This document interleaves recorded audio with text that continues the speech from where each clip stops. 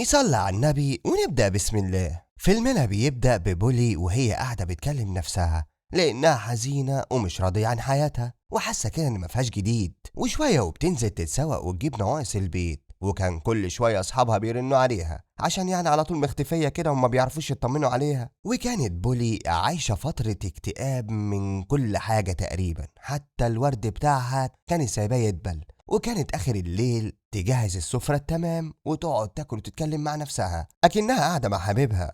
وشوية وجرس الباب بيرن، وأول ما بتفتح بتلاقي الست دي قدامها وبتقول لها إنها تايهة وإنها جاية لصديق ليها، بس للأسف نسيت العنوان.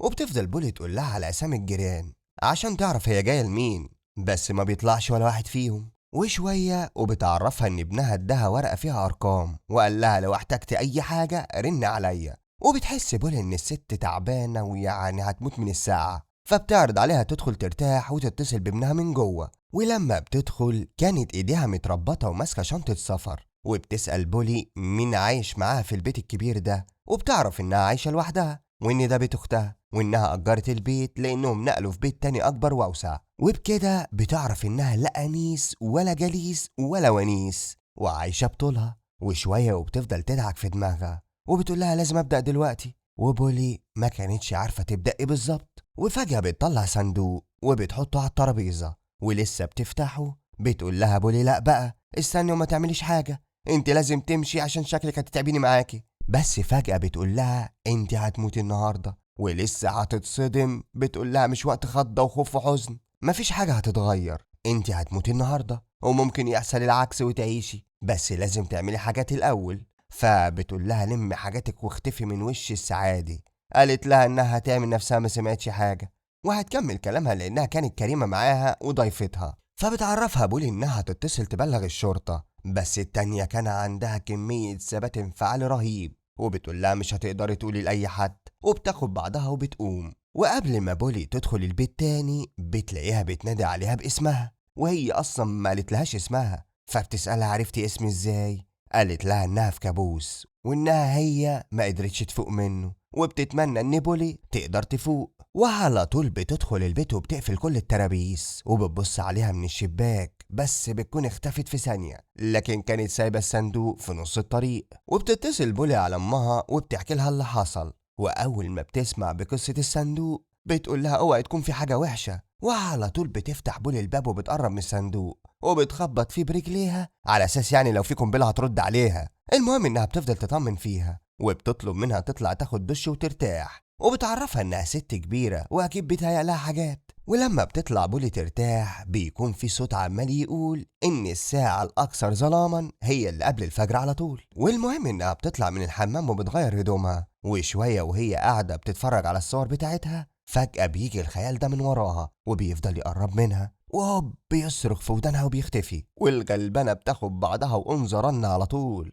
وبتتصل تاني على امها وبتعرفها ان في حاجة غريبة في الأوضة، وانها بتسمع اصوات غريبة وموسيقى اغرب، بس بتقرر انها تجمد قلبها وتطلع تشوف في ايه. وبتفضل تنادي حد هنا يا everyone، طب everybody، بس برضه مفيش بادي. مش تمشي يا عزيزي من سكات، لا بتدور جوه الدولاب وتحت السرير وبرضه مفيش حد. فبتاخد بعضها وبتنزل تقعد قدام الدفاية، وكل ده وامها معاها، وبتقول لها انا نفسي اعرف ايه حوار الصندوق ده. ولسه ما كملتش الكلمة بتلاقي الصندوق قدامها على الترابيزة، وبتتصدم وده لانها سابته قدام البيت. واول ما بتفتحه بتلاقي الساعة الرملية مش بتتحرك، والصدمة بقى انها بتلاقي واحدة في التليفون بتقول لها انا مش ماما يا حبيبة ماما، امال بقالك ساعة بترغي مع مين بس؟ وبتقول لها الحكاية مش طالبة هزار، بس التانية كانت مصممة وبتقول لها اسمعيني كويس، انت هتموتي وانت كده كده اصلا هوائية وعايشة لوحدك وبقالك 4 شهور مش شغالة. واول ما بتسيبي التليفون عشان تمشي بتحس بزلزال في البيت، والدنيا بتقلب خبط ورزع، وبتبدأ الاغاني تشتغل بصوت عالي. وشوية والتليفون بيرن تاني، واول ما بترد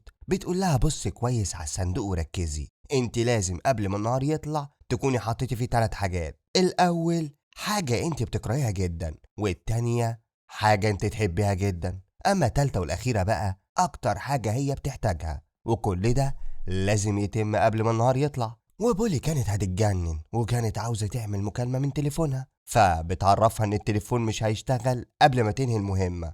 وبتتصدم وما كانتش عارفة تتصرف ازاي. فبتقف قدام الصندوق وبتحط علبة السجاير وبتقفله، وشوية بتقرر انها تفتحه، بس للأسف العلبة كانت موجودة. يعني كده غلط، ودي مش أكتر حاجة بتكرهها. وفجأة بتلاقي الساعة الرملية اشتغلت، وبتبدأ تحس بضيق تنفس وكانت هتموت. وكانت لازم بسرعة تعمل التلات حاجات، وبتتعب وبتحاول تجيب اللي في بطنها، بس بتتصدم لما بتلاقي مفتاح طالع من بقها. وأول ما بتفوق بتاخد بعضها وبتجري على بيت جارها، وبتقول لها إنها محتاجة تتصل بالشرطة ضروري، والتانية كان معاها مكالمة، وبتخليها تدخل وبتكمل كلام في التليفون. بس شوية وبتسمعها بتقول مفيش حد هيقدر يساعدك. وفجأة بتمسك السكينة وبتريح الفيلم كله منها. تقريبا كانت جاية ضيف شرف، والغلبانة عمالة تصرخ وما كانتش مصدقة اللي شافته. وأول ما بتقع على الأرض بتلاقي مكتوب على صدرها ما تثقيش في حد.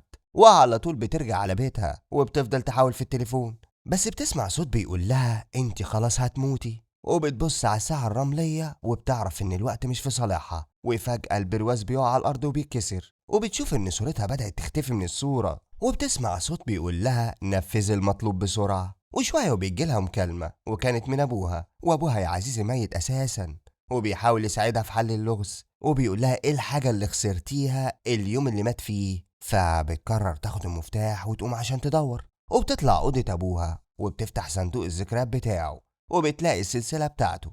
وأول ما بتمسكها في إيديها النور بيفضل ينور ويطفي، وفجأة الباب بيتقفل عليها. وبسرعة بتحاول تفتح فيه والنور عمال يفتح ويقفل. وبيجي جامايكا من وراها وبيحاول يمسكها، بس شوية وبيختفي. وبتفضل تدور حواليها، لكن بيظهر لها على شكل أبوها وكان عاوز يخلص عليها. بس الباب بيتفتح وأنظر رن من الأوضة على طول قبل ما يسحبها تاني. وبتنزل عند الصندوق وبتحط السلسلة فيه، وبعد شوية بتفتح الصندوق وبتلاقي السلسلة اختفت. وبكده هي حققت أول طلب. ولسه هتاخد نفسها بتلاقي صوت بينادي عليها، وبتشوف نفسها في المراية وبتلاقي نسختها، بس كانت عمالة تصرخ عليها وتخبط في المراية. وفجأة بتكسر المراية، وكانت ماسكة في ايديها قصافة، لكن التليفون بيرن. وبتقول لها كملي بسرعة هتموتي يا سوسو. فبتجيلها الحالة وبتفضل تصرخ، وبتقرر تطلع من البيت، بس كل ما تحاول تفتح الترابيز تتقفل تاني لوحدها. طب تحاول تهرب من الشباك برضه مش بيتفتح، حتى لما بتحاول تكسره برضه ما بيتكسرش. فبترجع للصندوق من سكات، وبتسمع صوت بيقول لها الخنزير الصغير لازم يقعد في البيت. وبتلاقي التلفزيون بيشتغل لوحده، وبتشوف فيه نفسها وهي صغيرة وبتلعب، وكانت بتلعب البيضة مع أمها، وكانت بتعدلها صوابعها. وبتسمع أصوات بتقول لها إيه أكتر حاجة بتحتاجيها. وبتمسك القصافة وبتنزل على رجليها. في الوقت ده التلفزيون بيفصل، وبتروح تحط الصابع في الصندوق. وشوية وبتقرر تفتحه وتشوف ايه الدنيا، بس للأسف المرة دي كانت حلت اللغز غلط. وبتفضل تصرخ وكانت هتتجنن، وبتسألهم طب عاوزين ايه تاني، بس بتسمع صوت بيقول لها لازم تحليها لوحدك. وبيرجع التلفزيون يشتغل تاني. فبتاخد الصندوق وبتجري على المراية، وبتكلم نسختها وبتقول لها ضحكت عليا وقصيت بالغلط. فبتشاور لها على ايديها، وبتعرف انها كانت تقصد الايد مش الرجل، فما كانش قدامها غير انها تنفذ عشان تخلص من اللي بيحصل. وفعلا المرة دي بتنجح وبتكون حلت صح. المهم بتربط ايديها وبتاخد بعضها وبتركب العربية، وبتلاقي نفسها قدام بيت اختها. وبتطلع وبتلاقي الكل نايم، وبتشوف لينا بنت اختها وبتفهم ان دي اكتر حاجة بتحبها. فبتاخد خصلة من شعرها وفعلا بتروح تحطها في الصندوق. ولما بتفتحه بعد شوية بتلاقيها اختفت، وبكده بتكون حققت المطلوب منها. وشوية وبتلاقي اختها نازلة بتقول لها ايه الاخبار. فبتجري عشان تطمن على لينا بسرعة، وبتتصدم لما بتلاقيها بتتحول لوحش. فبتاخد بعضها وبتجري، بس هوب بتفوق تلاقي نفسها في بيتها، وبرضه الصندوق لسه موجود. فبتقول له ابوس ايدك صباع صباع، وهي كده كده صوابعي، سيبنا امشي بقى وكفايه كده. وبتقلع الخاتم بتاعها وبتحطه في الصندوق، يعني عربون محبه. وفعلا الخاتم بيختفي، بس اللعنه ما كانتش لسه خلصت منه. وبتقول له انها عرفت هو محتاج ايه، وبتقرر انها تحط دمها في الصندوق.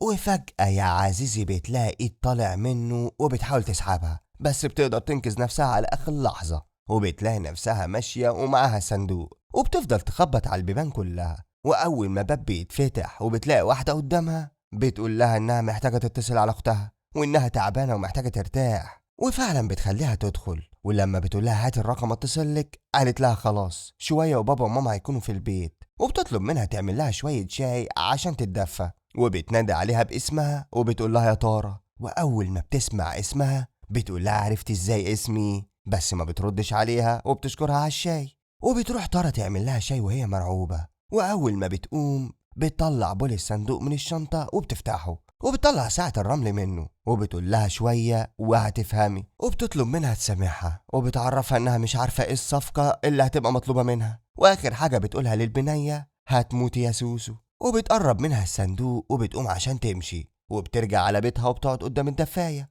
وفجأة بتلاقي الست الهم اللي اديتها الصندوق وراها وجاية بمظهرها ده وماسكة الصندوق وبتهجم عليها، وكانت عاوزة تديها الصندوق تاني، بس بولي بتوقعها على الأرض وبتقول لها على جثتي وجثة المخرج ذات نفسه. وفجأة التانية بتلاقي المقص قدامها وكانت عاوزة تخلص على بولي، بس بسرعة بتقوم وبتخلص هي عليها وبتعرفها إنها لازم تعيش، بس وهي بتموت بتقول لها إن الصندوق ده بيدور على الناس اللي جواها خوف، وبتفضل تقول لها ما تخافيش وبتشكرها، وبتقول لها عيشي حياتك وحبي وكوني أسرة وبلاش عيشة الوحدة اللي آخرتها وحشة. وبتفضل بولي تفتكر كل اللي مرت بيه، وفجأة بتفوق وبتلاقي الصبح طلع، وبتكون نايمة على الأرض بس بتلاقي الصابع مش موجود، فبتتأكد إنه ما كانش حلم، وعلى طول بتطلع عشان تطمن على جارتها وبتلاقيها موجودة، ولما بتروح تشوف إلينا بتكون قاعدة بتلعب، وبعدها بتروح على بيت تارا، وأول ما بتفتح بتطلب منها الصندوق عشان كانت عاوزة تلحق تتخلص منه، بس تارا ما بترضاش تدخلها البيت، وأول ما بتمشي بتكون تارا بتبص عليها من الإزاز، وبتقعد قدام الصندوق وإيديها كانت كلها دم، وكان البيت مليان جثث ومكتوب على الحيطة لا تخبر أحدا ولا تثق بأي أحد، وآخر حاجة ما تسمعش لحد. وطبعا دي بقى يا عزيزي شكلها كده ما كانتش عارفة تحقق الثلاث حاجات اللي طلبوا منها، غير بولي بقى اللي قدرت تفوق من الكابوس. وانا وجهة نظري الشخصية للفيلم ان هو المخرج ذات نفسه اللي كان في كابوس وصحي منه، لان هو ما قالناش برضه ايه سبب وجود الست والصندوق بعيد عن انه بيروح للناس اللي جواها خوف. طب هو جه منين اساسا؟ فانا سايب لكم بقى كل واحد يقول رأيه في كومنت، وطبعا ما تنساش اللايك، واشوفكم الفيلم الجاي.